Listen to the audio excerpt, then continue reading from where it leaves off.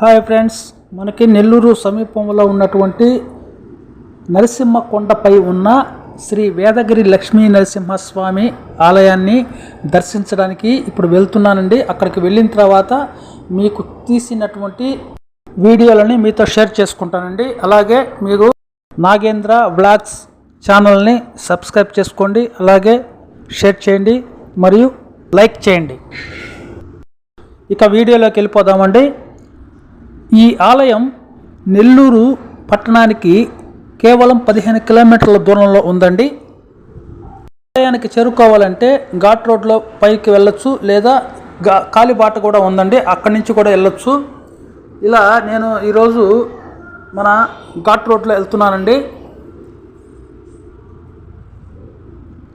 ఇక్కడ స్వామివారి దశావతారాల విగ్రహాలు కూడా పెట్టున్నారండి. ఇదిగోండి చూడండి, ఇది మన మత్స్యావతారం అండి.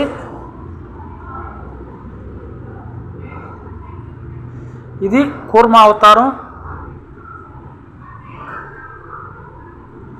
ఇది వరాహావతారం అండి.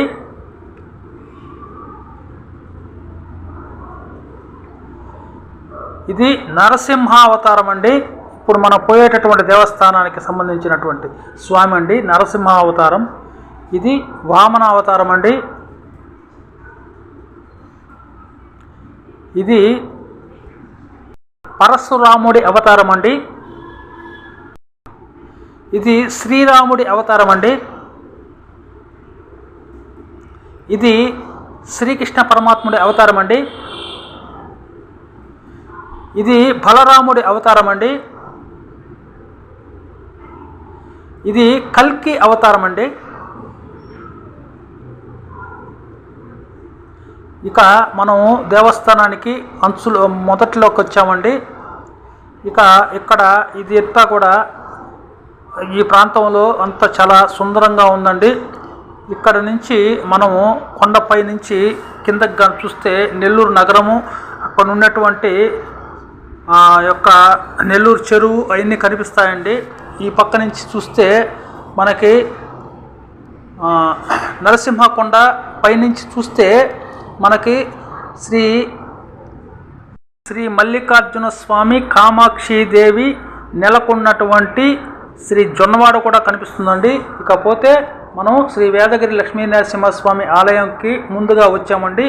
ఈ యొక్క ఆలయం చరిత్ర గురించి మనం ఇప్పుడు తెలుసుకుందాం. భగవంతుడు మానవునిగా మారటానికి ఎన్నో అవతారాలను ఎత్తవలసి వచ్చిందండి. మొదటిగా మత్స్యావతారం, తరువాత కూర్మావతారం, ఆ తరువాత నరసింహావతారం. ఈ నరసింహావతారంలో భగవంతుడు సగం నరుడు రూపం, మిగిలిన సగం సింహ రూపం ధరించి ఉంటాడండి. హిరణ్యకశిపుడు అనే రాక్షసుడు బ్రహ్మకై తపస్సు చేసి తన మరణం మనిషి వలన కానీ, జంతువు వలన కానీ, మరే విధమైన జీవి వలన కానీ, పగలు కానీ, రాత్రి కానీ, ఇంట్లో కానీ, బయట కానీ, ఆకాశంలో కానీ, నేల మీద కానీ, చేతిలో కానీ, లేక మరే విధమైన ఆయుధంతో కానీ మరణం సంభవించకూడదని వరం కోరుకుంటాడు.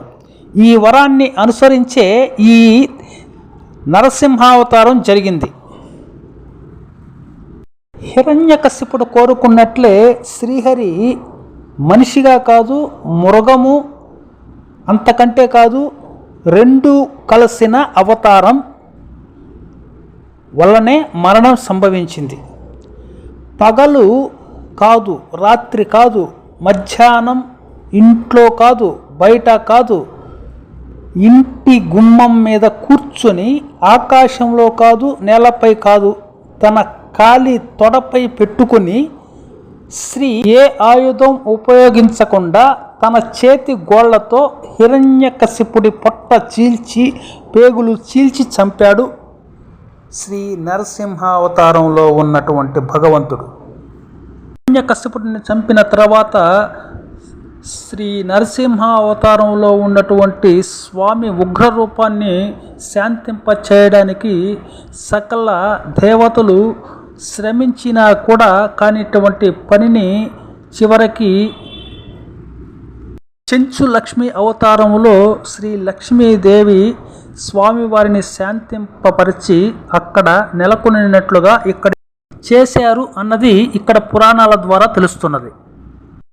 పురాణాల ప్రకారం చాలా సుదూర గతంలో పర్వతాలు రెక్కలతో ఆశీర్వదించబడ్డాయి మరియు అవి ఒక ప్రదేశం నుండి మరొక ప్రదేశానికి స్వేచ్ఛగా ప్రయాణించేవి. ఒకసారి మలయగిరి పర్వతం కన్యాకుమారి నుండి హిమాలయాలకు ప్రయాణించేటప్పుడు దాని రెక్కలు భూమిపై వరుసగా వేదగిరి మీద, యాదగిరి మీద, మంగళగిరి మీద మరియు నందగిరి అనే వివిధ ప్రాంతాలలో పడిపోయాయండి. ఈ మలయగిరి పర్వతం మలయగిరిని ఆశీర్వదించిన సర్వోన్నతమైన విష్ణువుకు ప్రార్థనలు చేసింది మరియు భవిష్యత్తులో 4 రెక్కలు ప్రార్థనా స్థలాలుగా మారుతాయని చెప్పారు శ్రీ మహావిష్ణువు. బాలాజీ తన పవిత్ర పాదాన్ని నరసింహ కొండపై ఉంచాడని కూడా నమ్ముతారండి. ఇక బ్రహ్మపురాణం ప్రకారం 7 ఋషులు అంటే 7 ఋషులు కొండపై ఆధ్యాత్మిక యజ్ఞాలు కూడా చేశారు. ఈ ఎదురుగా కనిపించేదనండి శ్రీ లక్ష్మీ నరసింహస్వామి ఉండేటటువంటి స్థలం. ఇక ఇక్కడ శ్రీ హనుమంతుడు క్షేత్రపాలకుడు అండి. ఇక ఇక్కడ వచ్చేసి చూడండి, ఇది కళ్యాణ మండపం స్వామివారిది.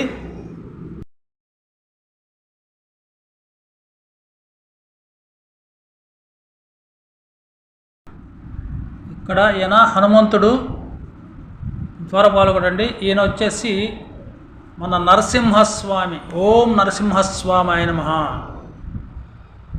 ఇదిగోండి స్వామి నరసింహస్వామి. ఒకసారి చూసి దండం పెట్టుకోండి. పోతే బయటకు వచ్చిన తర్వాత ఇక్కడ ఇదిగోండి శ్రీ గంట జయగంట అండి. ఇది కొట్టుకొని మనం దండం పెట్టుకోవాలి. ఇక మనం శ్రీ లక్ష్మీదేవిని దర్శించుకోవాలంటే మనం ఇక్కడ పైకి పోవాలండి. ఈ పైకి పోవాలంటే ఈ మెట్ల గుండా పోవాలండి. మనం పైకి ఎక్కాలి.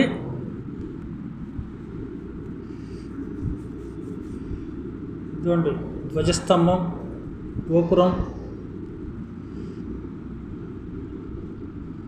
ఇదిగోండి ఇదండి ఈ ప్రాంతం అంట ఇదండి. ఇక మనం ఇప్పుడు పైకి వెళ్దామండి. ఇదిగోండి చిన్న పిల్లలతో పోతూ ఉన్నారు పైకి శ్రీ లక్ష్మీదేవిని దర్శించుకోవడానికి. ఇక్కడ చూడండి, ఈ యొక్క భక్తులు ఈ పసుపు కుంకుమ రాస్తూ ఉన్నారండి ఈ యొక్క మెట్లకి.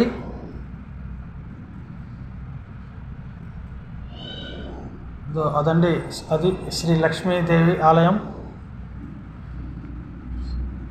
ఇక్కడ వీడియో తీనిరండి లోపల, కాబట్టి ఇక్కడి నుంచే మీకు ఒకరు కనిపిస్తుందేమో చూస్తాము ఒకసారి.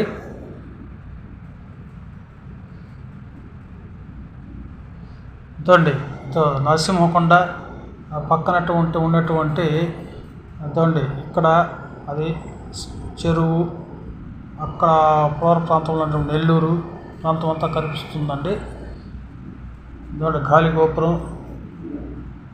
ఈ యొక్క లక్ష్మీదేవి ఆలయం కొండ పైన ఉన్నటువంటి శిఖరం మీద నుంచి ఈ యొక్క వీడియోని కానీ చూస్తే బాగా వ్యూ వస్తుందండి. ఈ యొక్క కొండ యొక్క ప్రాంతం అంతా కూడా చాలా బాగా కనిపిస్తుందండి. చాలా ఆహ్లాదకరంగా ఉంటుంది ఈ యొక్క ఆలయంని దర్శించి ఈ పైనుంచి చూస్తే. ఇది కొండి కాసుల హుండీ అండి. ఇక్కడ కానీ మనం నైవేద్యం పెడితే మనకి పాములు తేళ్ళు యొక్క విషయంకి విరుగుడుగా అవుతుందని ఇక్కడ యొక్క ప్రగాఢ విశ్వాసం అండి. ఈ నరసింహకొండ పక్కనే ఉన్నటువంటి ప్రసిద్ధి హిందూ పుణ్యక్షేత్రం జొన్నవాడ శ్రీ మల్లికార్జున స్వామి మరియు కామాక్షిదేవి ఆలయం కూడా ఉందండి. ఇక్కడ నుంచి చూస్తే మనకి బాగా కనిపిస్తుంది కూడా. ఇక్కడ నుంచి ఈ ఆలయం కేవలం 4.2 కిలోమీటర్ల దూరంలోనే ఉంటుందండి నరసింహకొండకి.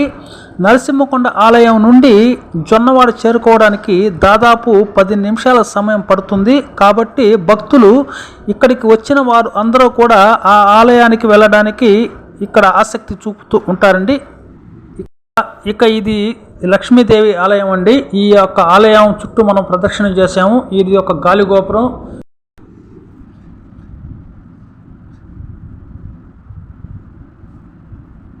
శ్రీ లక్ష్మీ అమ్మవారికి టెంకాయలు కొట్టే స్థలం అండి ఇది. ఇక్కడ నుంచి చూస్తే మనకి నెల్లూరు బాగా కనిపిస్తుందండి.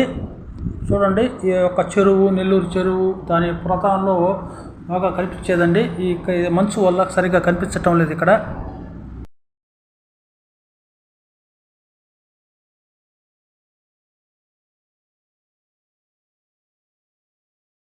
ఇది లక్ష్మీదేవి ఆలయం అండి. ఇక్కడికి మన కెమెరా ఉంది కాబట్టి లోపలికి పానీరు. ఇక్కడ ఇది అమ్మవారి యొక్క చరిత్రని ఇక్కడ లిఖించారండి. ఇది శ్రీ వేదగిరి లక్ష్మీనరసింహస్వామి దేవస్థానం అండి. ఇది మా గరుత్మంతుడండి.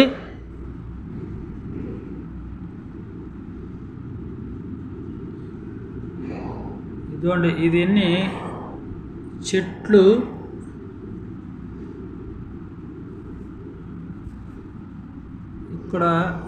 ఇక్కడ అమ్మవారిని పూజిస్తారండి. ఈ యొక్క చెట్టు మొదల్లో చూడండి, ఇక్కడ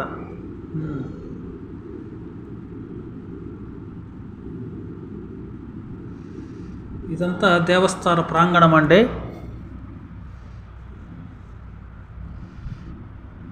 ఇంకా ఇటు పక్క పోతే మనకి కుడి చేతి పక్క కానీ పోతే మనకి దేవస్థానం యొక్క ఇది మన గోపురం కింద ఉన్నటువంటి స్థలం అండి. ఆ యొక్క మందిరం కింద ఉన్నటువంటి స్థలం ఇది చూడండి, ధ్వజస్తంభం. ఈ ధ్వజస్తంభానికి ఎదురుగా ఉన్నటువంటిది ఇక్కడ మన యొక్క పూజారులు ఇక్కడ యజ్ఞాలు చేస్తూ ఉంటారండి. ఇదండి, ఇక్కడ యజ్ఞాలు చేస్తూ ఉంటారు. ఇది వచ్చేసి ప్రసాదం అండి. ప్రసాదాలు ఇక్కడ అమ్ముతూ ఉంటారు. ఇక మనకి స్వామివారి స్వామివారి యొక్క ఇక్కడ దీని పక్కన ఉన్నటువంటి టెంకాయలు అమ్మేటటువంటి విక్రయశాల అండి. ఈ పక్కన ఉండేది. ఇక్కడ మనం స్వామికి టెంకాయలు కొట్టాలనుకుంటే ఇక్కడ నుంచి కొనుక్కొని వెళ్ళాలండి మనం. ఇకపోతే ఈ యొక్క అంగడ్ల పక్కనే ఇక్కడ స్వామివారి పటాలు అమ్ముతారండి. మన ఇళ్లల్లో పటాలు కానీ లేకుండా ఉంటే స్వామివారిని పూజించుకోవడానికి పటాలు, అమ్మవారి పటాలు, శ్రీ హనుమంతుడి పటాలు అన్నీ కూడా ఇక్కడ లభిస్తాయండి. ఇక్కడ నుంచి భక్తులు కొనుక్కొని వెళ్తూ ఉంటారు. ఇకపోతే మనం ఇప్పుడు 7 గుండాలు ఉన్నటువంటి ప్రాంతానికి వెళ్తామండి. అక్కడికి వెళ్ళి అవి చూస్తాము.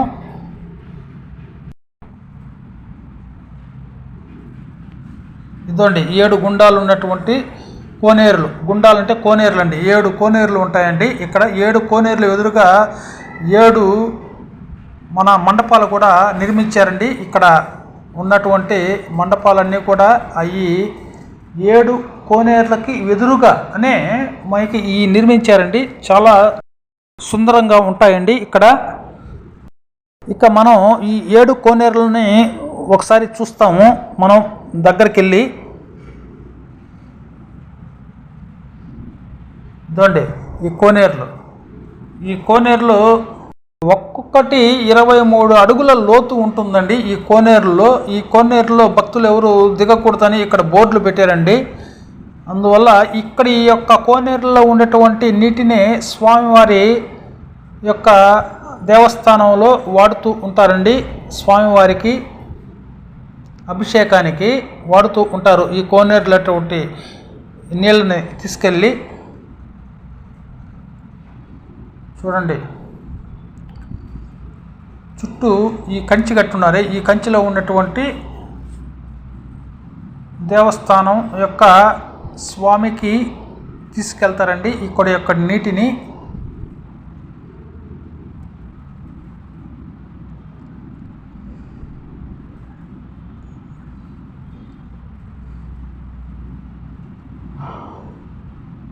ఇప్పుడు మనం వరుసగా కోనేరులు చూస్తూ పోతున్నామండి. మనం రిటర్న్లో వచ్చేటప్పుడు మనం ఇంకొక మా రంగనాథ స్వామి గుడి ఉందండి, అనంత పద్మనాభ స్వామి గుడి. ఆ పద్మనాభ స్వామి గుడిని కూడా చూస్తాము. తర్వాత ఒక 7 కోనేరులకి ఎదురుగా ఉన్నటువంటి మన మండపాలను కూడా నిర్మించారు. ఆ నిర్మించిన మండపాలను కూడా ఒకసారి చూస్తాము.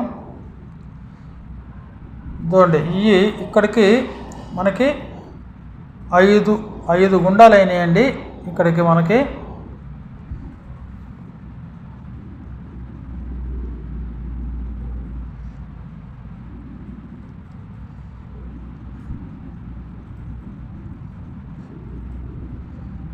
ఈ 5 గుండాలు. ఇంకొకటి మొదట్లో ఇంకొక 2 ఉన్నాయండి. ఇది చివరికి వచ్చాము. ఈ చివరి నుంచి చూడండి బాగా, ఇదో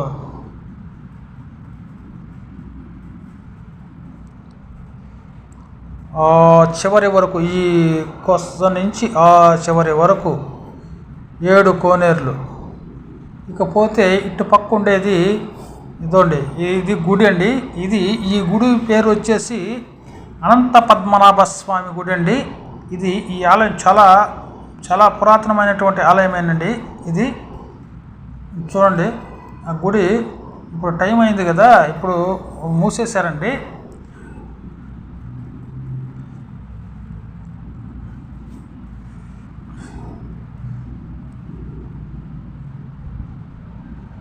చూడండి, శ్రీ అనంత పద్మనాభుడు. చూడండి, అనంత పద్మనాభ స్వామి. ఈ అమ్మవారు అండి. అమ్మవారు పక్కనే చూడండి అనంత పద్మనాభ స్వామి అండి. ఈయన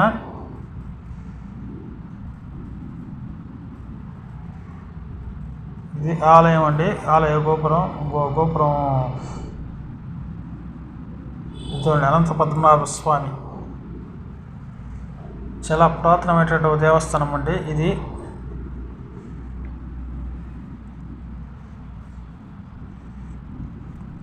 ఈ యొక్క ఆలయం పక్కనే మనకి నరసింహకొండ దేవస్థానం నుంచి ఇక్కడికి దారి ఉందండి. ఇదోండి, ఇక్కడ నుంచి ఇది దారి. ఈ దారిలోంచి జనాలు నడిచి వస్తూ ఉంటారండి. నడిచి వచ్చి ఇక్కడ స్వామివారిని ఈ యొక్క కోనేరులని దర్శించుకొని వెళ్తుంటారండి. ఈ కోనేరులో 7 ఋషులు యాగాలు చేశారనేటువంటిది ఇక్కడ యొక్క పురాణ గాథల ద్వారా తెలుస్తోందండి. ఇదోండి ఈ అమ్మవారు, ఇదోండి నరసింహస్వామి. ఈ యొక్క విగ్రహాలని పైన ఉంచి నిర్మించినటువంటి 7 మండపాలండి. ఈ 7 మండపాల పైన ఉన్నటువంటి ఈ యొక్క స్వామివార్ల విగ్రహాలని నిర్మించారండి. ఇది అంతా పైన ఇదోండి ఈ యొక్క ఇదోండి 7 మండపాలు వరుసగా ఉన్నాయి. చూడండి, ఇవండి 7 మండపాలు. చాలా ఆహ్లాదకరంగా ఉంటుందండి. ఇక్కడికి వచ్చినటువంటి భక్తులు ఇక్కడ ఒక రోజంతా ఉండి సాయంకాలం వరకు ఉండి స్వామివారిని దర్శించుకొని ఇక్కడ ఈ కోనేరుల వద్ద తమ యొక్క తెచ్చుకున్నటువంటి పాత్రలు ఓట్లతో ఇక్కడ దర్శనాన్ని చేసుకునేదే కాకుండా ఇక్కడ వచ్చి తమ ఆహారాన్ని ఇక్కడ భుజిస్తారండి.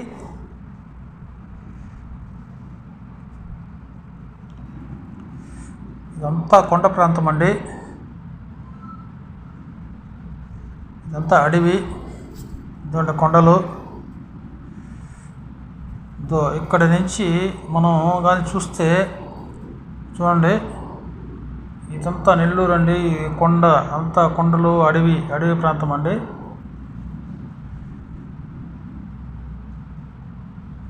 చాలా ఆహ్లాదకరంగా ఉంటుందండి. ఈ దేవస్థానానికి స్వామివారిని దర్శించుకొని ఇక్కడికి వస్తే ఇక్కడ పర్యాటకులు కూడా చాలా ఎక్కువగా వస్తుంటారండి. ఈ యొక్క ఘాట్ రోడ్లోనే వస్తూ ఉంటారు పర్యాటకులు.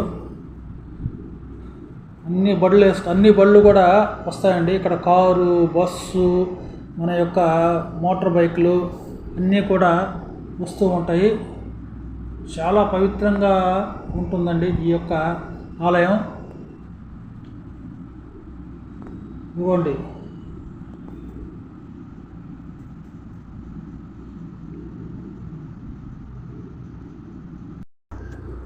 ఈ కొండ చుట్టూ ఉన్నటువంటి ఈ ప్రకృతి రమణీయమైనటువంటి ఈ దృశ్యాలు ఎటు చూసిన పచ్చదనం పల్లవీరుతూ ఉంటుందండి. మనకి కన్నులకు ఎంతో అందంగా కనిపిస్తూ ఉంటుందండి ఈ యొక్క నరసింహకొండ చుట్టుపక్కల ప్రాంతం.